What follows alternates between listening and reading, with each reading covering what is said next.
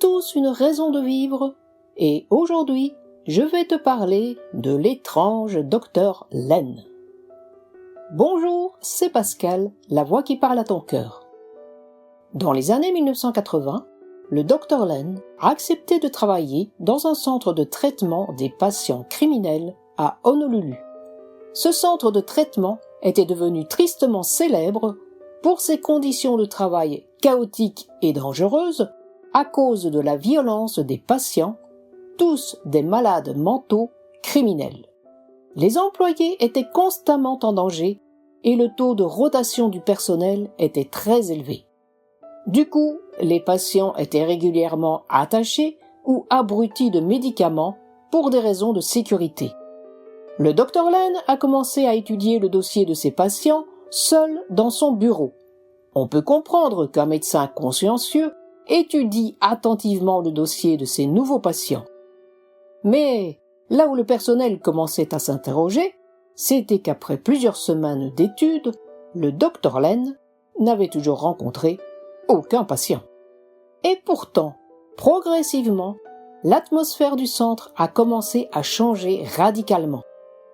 La violence parmi les patients a diminué et les employés ont commencé à se sentir en sécurité.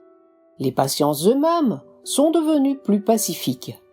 Le centre, qui avait autrefois été un lieu de chaos, est devenu beaucoup plus fonctionnel et harmonieux.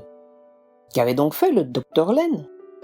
Il n'y a pas beaucoup d'informations disponibles sur l'enfance ou le milieu familial du Dr Len, mais on sait qu'il a grandi dans une culture imprégnée de traditions hawaïennes ancestrales. Il a été très influencé par la spiritualité de son peuple, ce qui a joué un rôle crucial dans son parcours. Car s'il n'a jamais rencontré ses patients, il a travaillé tous les jours sur leur dossier en utilisant une technique appelée Ho'oponopono, qui vient de la tradition hawaïenne. L'idée principale est que nous sommes tous responsables de ce qui nous entoure, même des choses qui semblent totalement hors de notre contrôle. Pour changer le monde, il faut d'abord se changer soi-même.